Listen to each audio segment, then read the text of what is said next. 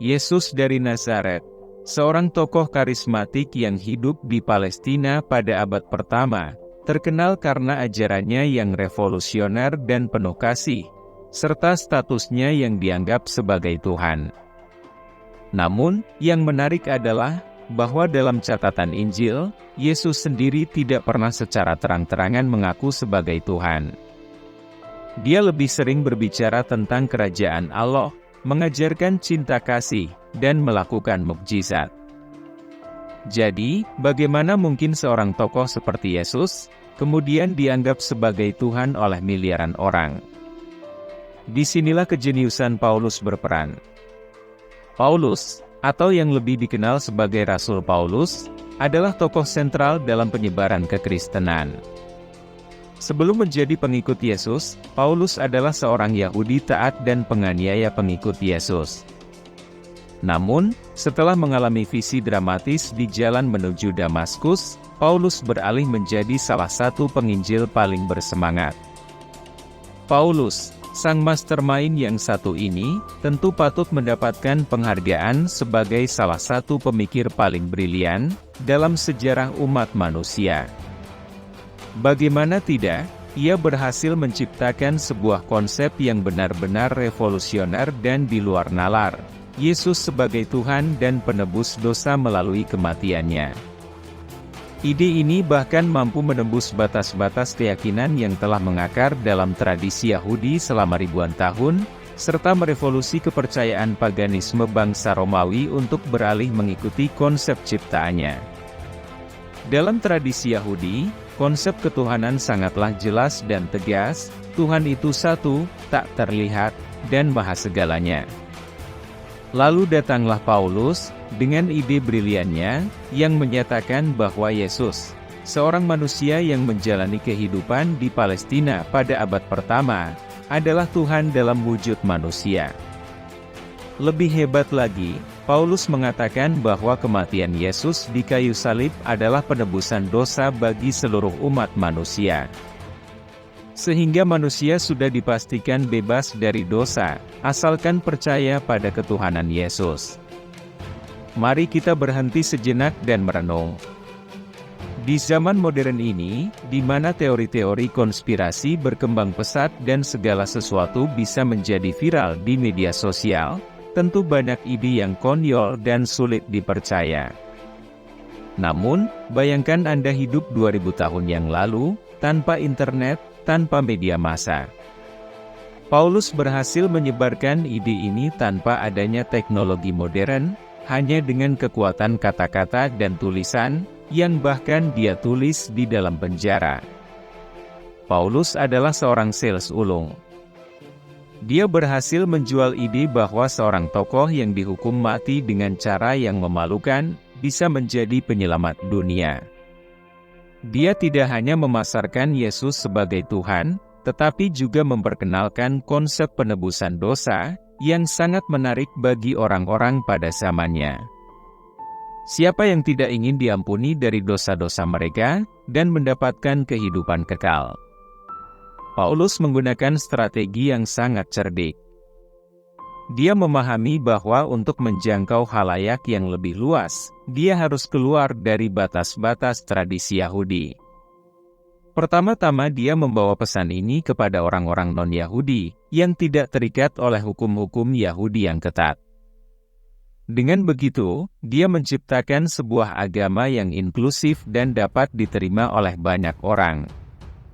Padahal Yesus sendiri sebenarnya hanya nabi yang menjalankan misi bagi umat Israel saja. Ini membuktikan bahwa Paulus adalah revolusioner yang luar biasa.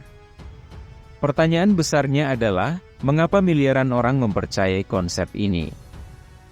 Salah satu alasan utamanya adalah betapa menghiburnya ide penebusan dosa. Hidup di dunia yang penuh penderitaan dan ketidakpastian, tawaran untuk diampuni dari dosa-dosa, dan mendapatkan kehidupan kekal, tentu sangat menggoda. Selain itu, cerita tentang Yesus yang penuh dengan mukjizat dan kebangkitan dari kematian, menawarkan harapan dan makna bagi banyak orang. Selain itu, Paulus juga sangat pandai dalam membangun komunitas. Dia tidak hanya menyebarkan ide, tetapi juga membentuk gereja-gereja yang menjadi pusat kehidupan sosial dan spiritual bagi para pengikutnya. Dengan cara ini, kepercayaan terhadap Yesus sebagai Tuhan semakin mengakar dan menyebar luas. Tentu saja, tidak semua orang terkesima dengan ide Paulus. Kaum tradisionalis Yahudi menolak konsep ini mentah-mentah. Bagi mereka, gagasan bahwa seorang manusia bisa menjadi Tuhan dan penebus dosa adalah sesuatu yang tidak masuk akal dan menghina kepercayaan mereka. Bahkan beberapa pengikut Yesus yang awal menolak pandangan Paulus ini. Namun, hebatnya, Paulus mampu menembus kritik dan resistensi ini, membangun dasar dari apa yang kini dikenal sebagai kekristenan. Paulus memiliki kemampuan luar biasa untuk menginterpretasikan teks-teks yang ada dan memberikan makna baru yang radikal. Dalam surat-suratnya, dia sering menggunakan ayat-ayat dari kitab suci Yahudi dan memelintirnya sedemikian rupa untuk mendukung pandangannya tentang Yesus sebagai Tuhan dan penebus dosa. Paulus menggunakan ayat-ayat yang ambigu dan menafsirkannya dalam konteks baru yang mendukung doktrin ketuhanan Yesus. Konsep Trinitas, Tuhan yang satu namun terdiri dari 3 pribadi, Bapa, Anak, dan Roh Kudus, adalah konsep buatan Paulus yang di luar nalar dan sulit dipahami. Menariknya, konsep ini tidak pernah secara eksplisit diajarkan oleh Yesus. Dalam catatan Injil, Yesus lebih sering menyebut dirinya sebagai anak manusia atau hamba Tuhan, dan berbicara tentang hubungan dekatnya dengan Bapa di surga. Paulus, dengan kecerdikannya, berhasil menggunakan ayat-ayat ambigu dari Perjanjian Lama dan ajaran Yesus untuk membangun dasar teologis, yang kemudian berkembang menjadi doktrin Trinitas. Misalnya, dalam surat kepada Filipi, Paulus menulis bahwa Yesus, meskipun dalam rupa Allah, tidak menganggap kesetaraan dengan Allah sebagai sesuatu yang harus dipertahankan, melainkan mengosongkan dirinya sendiri, mengambil rupa seorang hamba, dan menjadi manusia. Ayat ini digunakan untuk menunjukkan bahwa Yesus memiliki sifat ilahi dan manusiawi. Kepiawaian Paulus dalam menafsirkan teks dan menyampaikan ajarannya memiliki dampak yang luar biasa. Dia tidak hanya mengubah pandangan para pengikut Yesus yang pertama, tetapi juga membentuk dasar dari teologi Kristen yang bertahan hingga saat ini. Gereja-gereja yang didirikan Paulus menjadi pusat penyebaran ajaran baru ini, dan melalui surat-suratnya, Paulus memberikan panduan doktrinal yang kuat. Paulus adalah seorang jenius teologis, yang dengan cerdiknya memanfaatkan ayat-ayat ambigu dan ajaran Yesus, untuk membangun doktrin ketuhanan yang baru. Meskipun Yesus sendiri tidak pernah secara eksplisit mengaku sebagai Tuhan, Paulus mampu membentuk narasi yang kuat dan meyakinkan yang kemudian diterima oleh miliaran orang di seluruh dunia. Bahkan, Kekaisaran Romawi, sebuah imperium yang begitu kuat dan perkasa, dengan pasukan yang tak tertandingi, dan budaya yang begitu maju. Bagaimana mungkin sebuah peradaban yang sedemikian hebat, akhirnya bertekuk lutut di hadapan sebuah konsep religius, yang lahir dari otak cemerlang Paulus? Betapa jeniusnya Paulus, hanya dengan ide-idenya, mampu mencuci otak rakyat Romawi yang begitu rasional dan beradab. Dengan kelihayan dan retorikanya, dia menyulap konsep Yesus sebagai Tuhan dan penebus dosa, menjadi sesuatu yang tak terelakkan untuk diterima. Dia berhasil memasarkan ide ini dengan sangat baik, sehingga orang-orang Romawi yang terkenal logis dan pragmatis, mulai memandang Yesus sebagai sosok ilahi. Romawi, yang selama berabad-abad memiliki panteon dewa-dewi yang begitu kaya dan beragam, mulai beralih meninggalkan agama pagan mereka. Padahal, agama-agama pagan ini telah menjadi bagian integral dari kehidupan sosial dan politik mereka. Mereka memiliki dewa-dewa untuk hampir segala aspek kehidupan, dari perang dan cinta hingga pertanian dan perdagangan. Namun, datanglah Paulus dengan konsep revolusionernya. Dia menawarkan sesuatu yang benar-benar baru, seorang Tuhan yang mati di kayu salib sebagai penebus dosa. Bukankah ini terdengar seperti sebuah konsep yang tidak mungkin diterima oleh bangsa yang begitu maju seperti Romawi?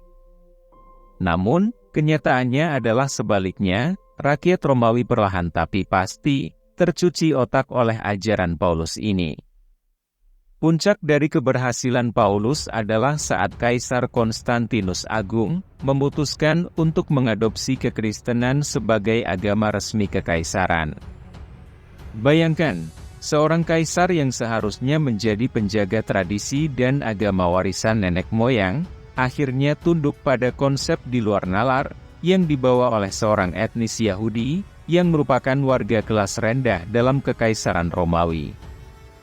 Konstantinus melihat potensi dalam ajaran Paulus untuk menyatukan kekaisaran yang begitu luas dan beragam.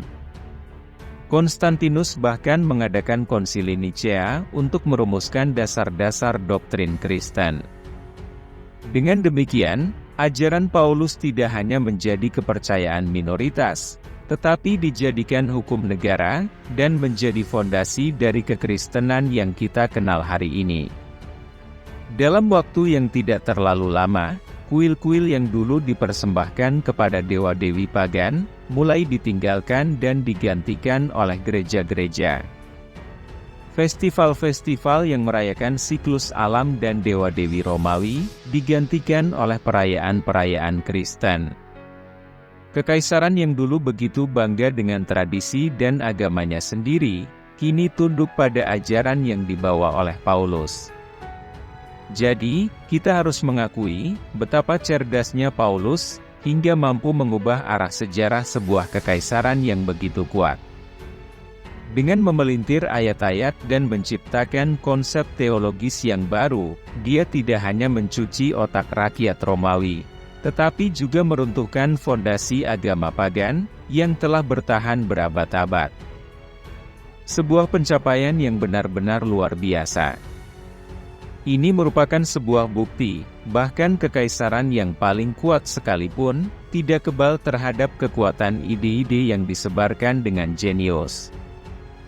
Paulus adalah seorang visioner yang mampu melihat melampaui batasan-batasan zamannya. Dengan kejeniusan dan keterampilan komunikasinya, dia menciptakan sebuah konsep yang tidak hanya mengubah keyakinan religius, tetapi juga membentuk peradaban Barat selama berabad-abad.